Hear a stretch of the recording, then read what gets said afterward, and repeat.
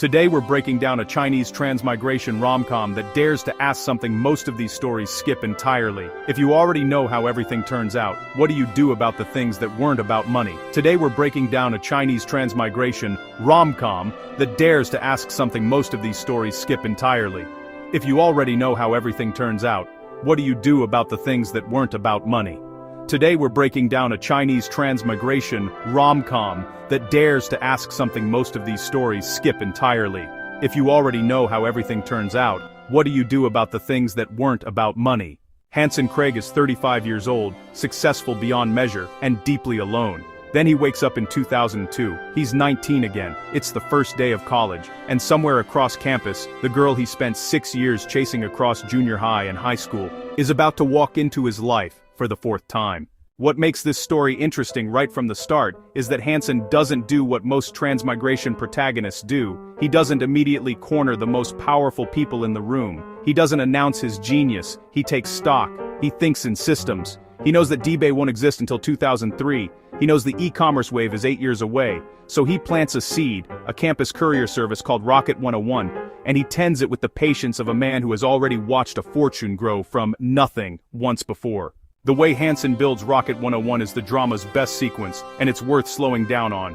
He doesn't have money or connections, so he collects other kinds of capital. Titles, relationships, goodwill. He becomes class leader not because he wants to lead, but because the position gives him access. He joins the student council not for prestige, but for resources. He spends 3 days cleaning an administrator's office shelves, quietly, without being asked, just to secure a financial aid form for a classmate who had nothing to do with his business plan.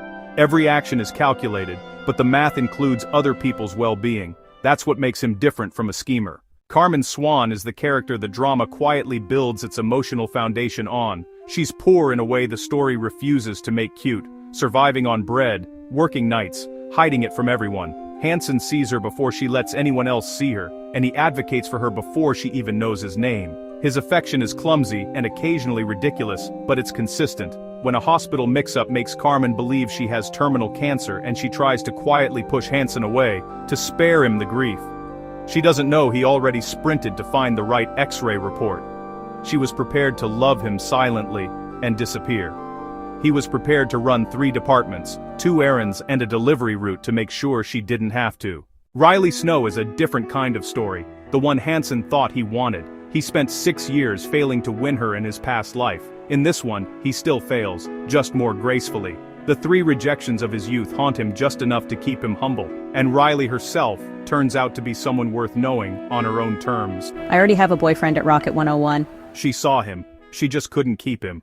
The transmigration premise has a built-in irony that the drama earns. Knowing the future is useful for markets, but completely useless for feelings. Hanson knows exactly when eBay will launch. He knows which campuses to expand to. He knows the e-commerce wave is coming and he's already positioned his raft. But he doesn't know which girl to choose. He doesn't know when Carmen will trust him. He doesn't know that Riley will leave. The future he came back from was lonely.